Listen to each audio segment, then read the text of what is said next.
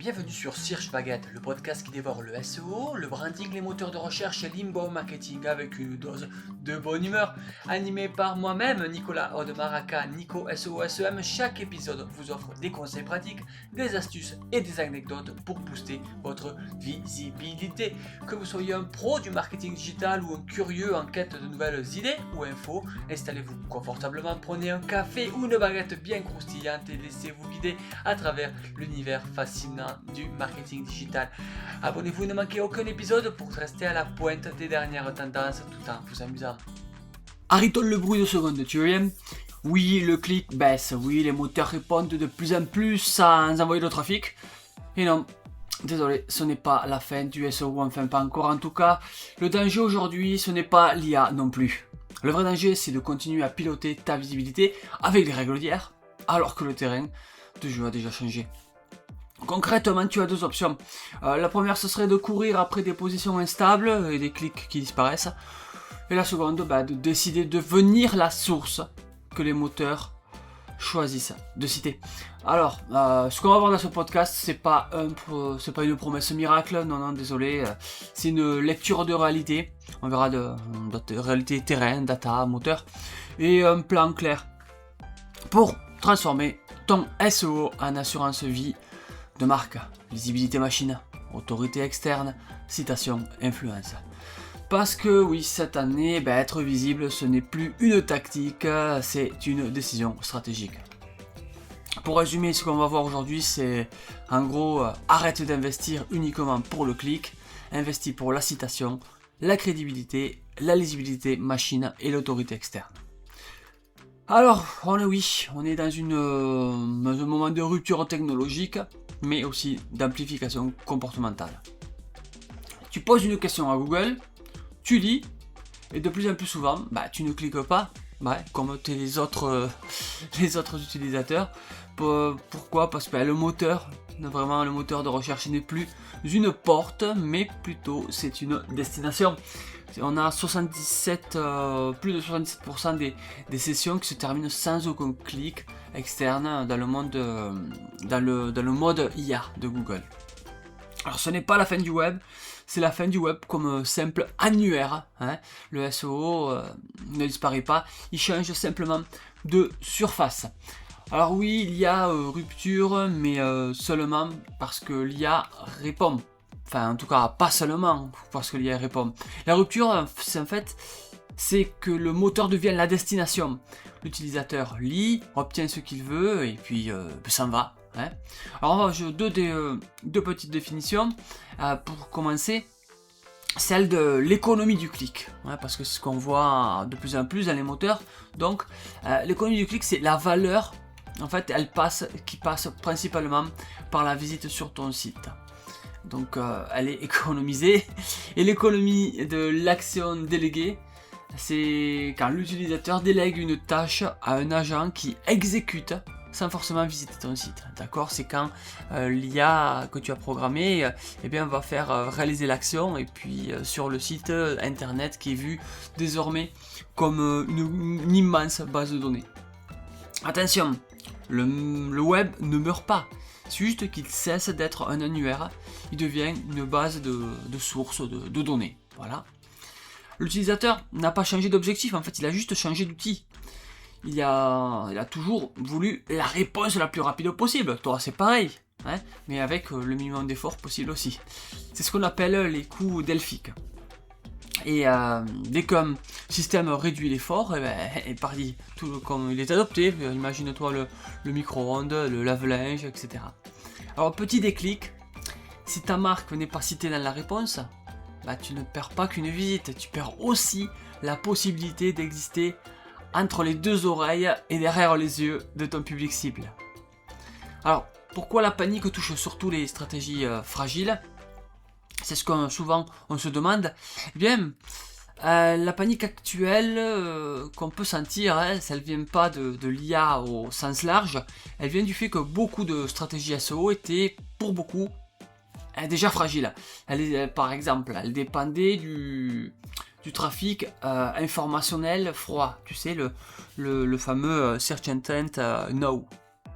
intention de recherche no, mais complètement froide, où le contenu était complètement interchangeable, où il avait des promesses floues, ou encore l'autorité du site, elle n'était pas du tout construite. Et pourtant, tu sais, j'ai enseigné gratuitement déjà comment ne pas dépendre d'un seul moteur de recherche en créant une marque. J'ai une vidéo que tu peux aller voir sur YouTube, où c'est que tu vas écrire FEPSEM, Nicolas Audemars, multiformat marque, et tu vas pouvoir trouver cette vidéo. Alors, donc tu en prends ensemble, se voit ensemble ce qui casse et puis ce qui tient. Alors, eh bien, on va voir deux choses. Par exemple, ce qui casse, c'est un contenu générique. Hein. Les pages, c'est quoi cette chose, sans aucune différenciation ni preuve. Et ce qui va tenir, à l'inverse, ça va être une marque identifiée, avec une entité claire, reconnue, citée, suivie. D'accord ? Et alors, ce qui va casser, ça va être la dépendance au clic, avec un ROI, un retour sur investissement, qui est basé sur le CTR, le taux de clic, et des positions volatiles. Alors que de l'autre côté, ce qui va tenir, ça va être plutôt une autorité externe consistante, quoi, avec des mentions, des citations, des avis, des preuves sociales, et puis ceci même sur des médias tiers. Ce qui va casser, ça va être une promesse floue, c'est-à-dire une offre mal résumable, des pages sans structure exploitable, tu vois. Et en revanche, ce qui va tenir, c'est une lisibilité machine. Alors, qu'est-ce que j'entends par là ? C'est, par exemple, former ton contenu forme de blog, de liste, tableau, FAQ, données structurées, ce genre de choses, si tu utilises des pages web, quoi.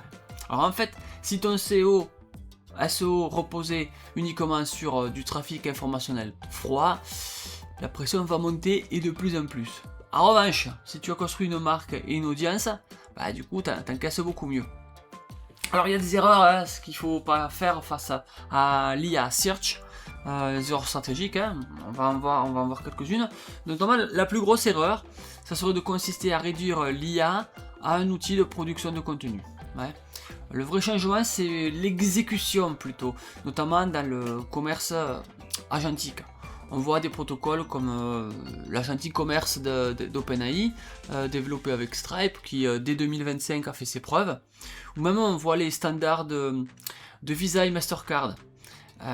L'IA, en fait, là, elle se fait pas uniquement que recommander, elle, vraiment, je te dis, elle l'achète à la place de l'utilisateur via un checkout invisible directement dans le chat.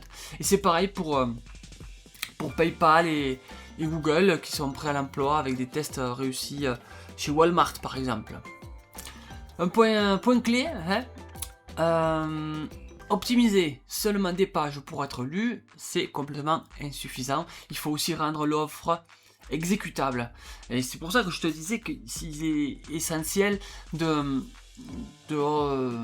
créer du contenu avec de la donnée structurée, faire sorte d'inventaire, de caractéristiques, d'identifiants.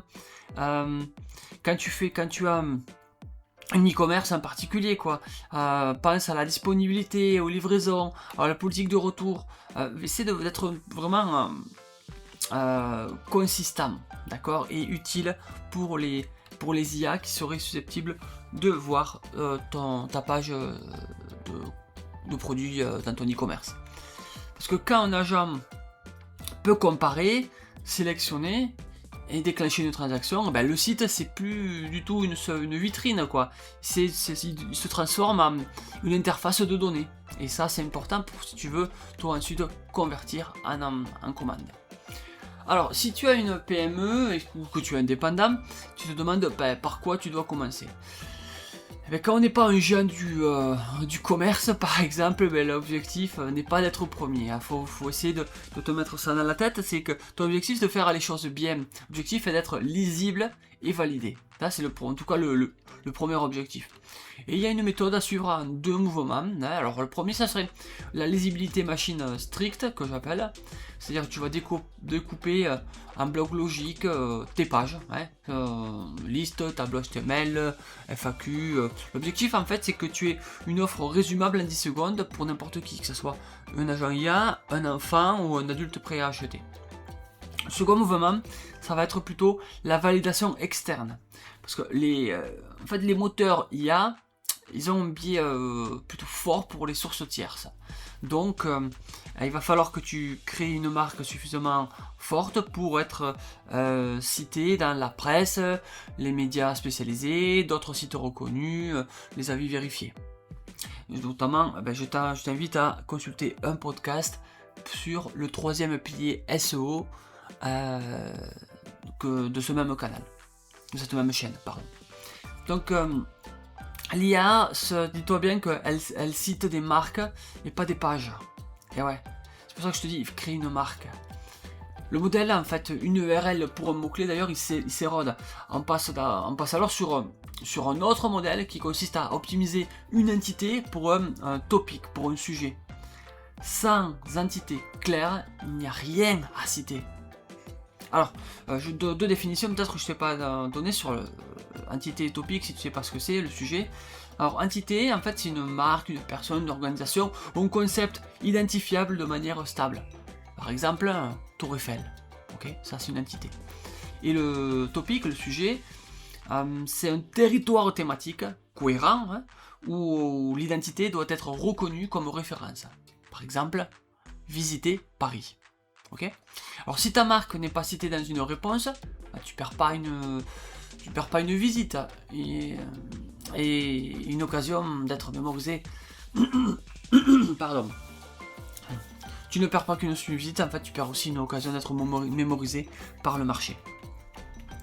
Et alors, à partir de là, il va falloir penser au retour sur l'investissement, au fameux ROI.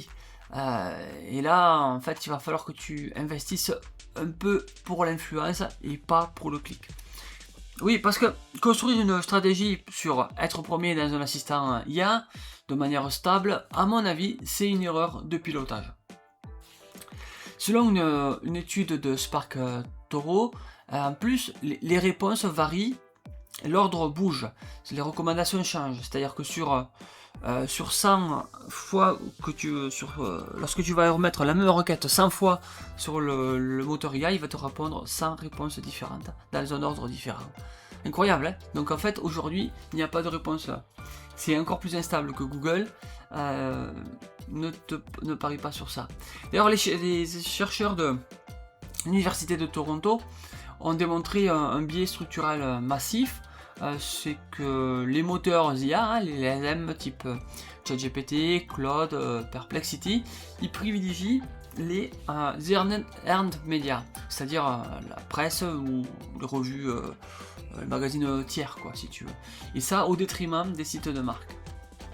Donc, pour gagner dans la recherche IA, une marque doit déplacer ses investissements du contenu propriétaire vers la validation par des tiers. D'accord ?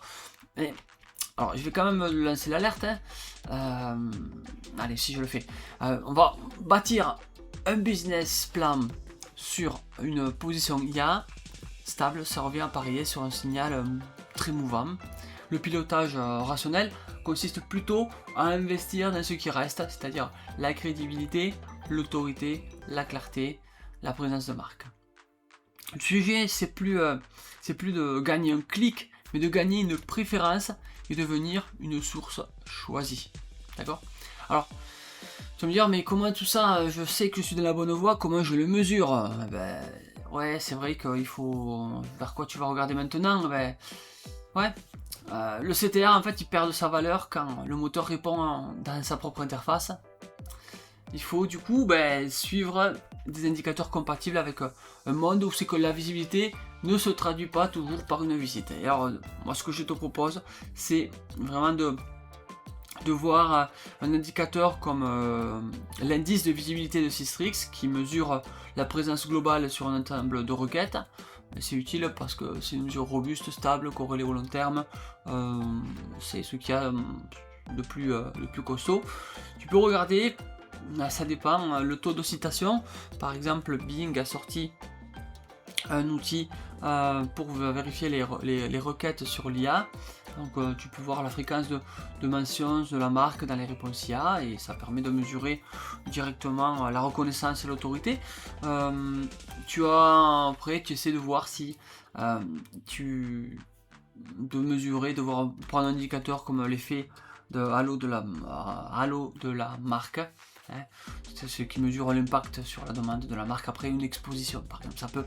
Ça peut t'aider à capter l'influence quand le clic n'existe plus. Alors, tu vas me dire, ok, ça devient de plus en plus intense et je sens que les métiers vont changer. Et je suis d'accord avec toi. Hein.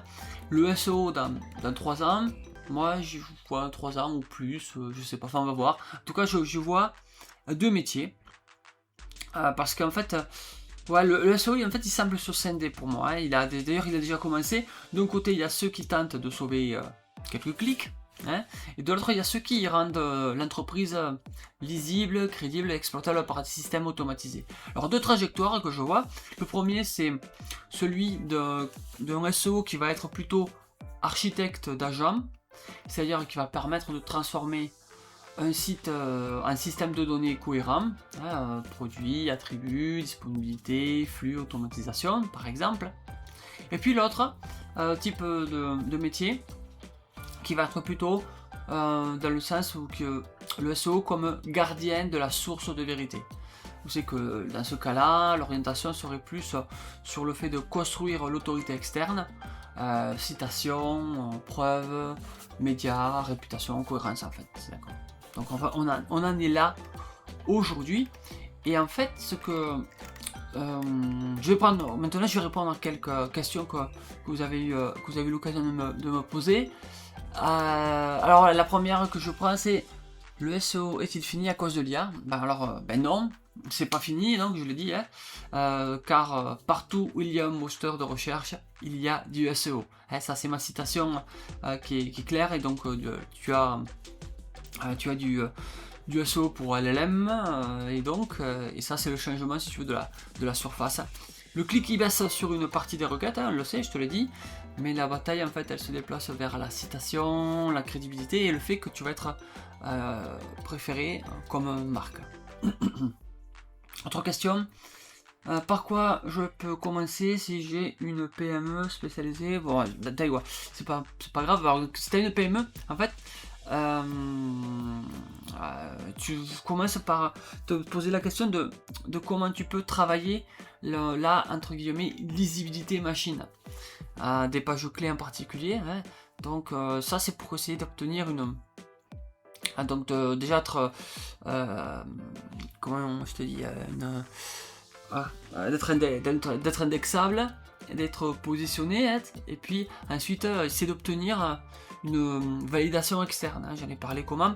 Alors pense à un site clair, structuré, une marque citée par des tiers, parce que en fait ça pèse plus qu'un gros volume d'articles génériques. Donc voilà par quoi tu peux commencer pour ta PME. Quel KPI? Ça j'ai répondu aussi. Hein. Je dis prends l'indice de visibilité de Systrix. Et puis dernière question que je vais prendre, putain c'est des questions pas faciles. Une e-commerce doit-il penser API? Oui, non mais c'est ça, exactement ça en fait. Hein. C'est on est si on pense à une logique agentique, c'est tout à fait ça. Si plus les données produits sont structurées et exploitables, qu'est-ce qui va se passer? Plus ton offre elle va devenir compatible avec les parcours où un agent va comparer et exécuter ce qui a été programmé. Enfin voilà, écoutez, je vous remercie. Si vous avez besoin de conseils pour votre boîte, pour faire croître votre marque, votre site, votre entreprise en ligne, vous me contactez sur nicosem.com, nicosem.com, et je vous aide si j'en suis capable. En tout cas, n'hésitez pas à me consulter, prendre rendez-vous avec moi, une demi-heure ou 20 minutes, et on voit si on peut faire quelque chose ensemble. Et voilà, c'est déjà la fin de cet épisode. J'espère que tu as pris autant de plaisir à l'écouter que j'ai eu à le préparer. Si tu as aimé, n'hésite pas à le partager. Cet épisode, vas-y, sois généreux. Partage-le avec tes amis, avec tes collègues, même ta famille, même si elle ne comprend pas tout ce que tu lui dis quand tu lui parles. En tout cas, laisse-moi un commentaire pour me dire ce que tu en as pensé. Ça peut m'aider à m'améliorer et à t'offrir du contenu plus pertinent. Bien sûr, abonne-toi et laisse un petit like, ça fait toujours plaisir et ça aide le podcast à se faire connaître. Allez, on se retrouve très vite pour un nouvel épisode de Cherche Baguette qui sera toujours pareil, plein de conseils, d'astuces et de bonne humeur. À bientôt, prenez soin de vous, prenez soin de toi et de ce que tu aimes. Allez, ciao ciao, à plus.